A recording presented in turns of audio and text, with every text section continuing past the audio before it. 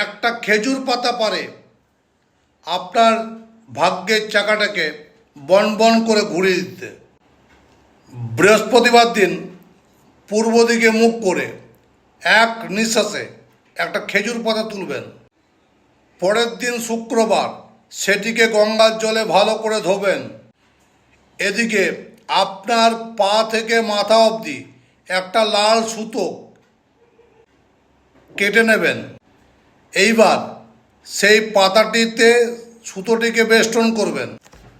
পাতাটিতে সুতোটিকে জড়িয়ে দেবেন। সুতোটি যেন বাইরের দিকে না হয়, সুতোটি যেন ভেতর দিকে এভাবে ঘোরাবেন, ভেতর দিকে ঘোরাবেন। বাস হয়ে গেলে যেখানে আপনি টাকা পয়সা রাখেন সেই জায়গায় এটিকে গোপনে সন্তর্পণে রেখে দেন, কেউ যেন না দেখে।